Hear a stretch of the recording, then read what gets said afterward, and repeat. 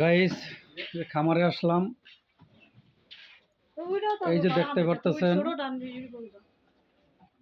এই যে এই ভাইয়ের খামার।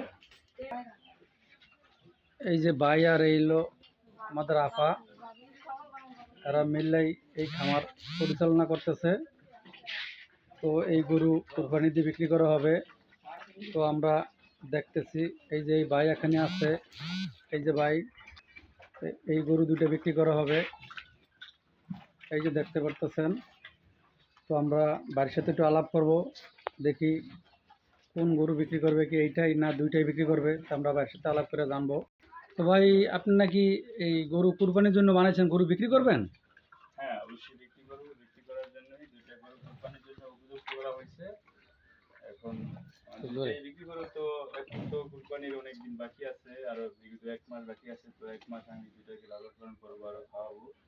হ্যাঁ, বয়স ধরে যদি কারো এই পছন্দ হয়ে থাকে ভিডিওর মাধ্যমে আসতে পারেন, আইসা দেখতে পারেন, দেখা তারপরে এলো যদি পছন্দ হয় নিতে পারেন। আমি দুইটাই বিক্রি করবো গরু, দুইটাই কোরবানির জন্য তৈরি করছি। একবারে ন্যাচারাল পদ্ধতিতে ন্যাচারাল খাবার খাওয়ায়। হ্যাঁ, এগুলো আমরা এখানে অন্য কোনো দানাদার খাবার দিয়ে ঘাস প্রচুর পরিমাণ ঘাস ছিল, ঘাস খেতে হবে। গাইস, শুনতে পারলেন, আমরা এই গরুর মালিকের সাথে আলাপ করছি। এই গরু বিক্রি করা হবে, তবে কুরবানি ঈদে, আল্লাহ যদি বাঁচায়। তো আপনারা যদি কেউ কুরবানির গরু কেনার ইচ্ছা রাখেন, তো এই নাম্বারে যোগাযোগ করবেন। আমাদের নাম্বার দেওয়া থাকবে। এইলো গরু, এই একটা, এই দুইটা গরু বিক্রি করা হবে। তো যদি কেউ গরু কিনতে চান, কুরবানির গরু, এই নাম্বারে যোগাযোগ করবেন।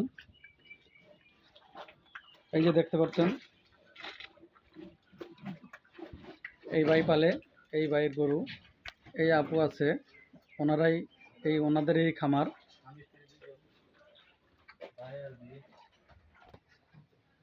এই গরু খামারে কাজ করতে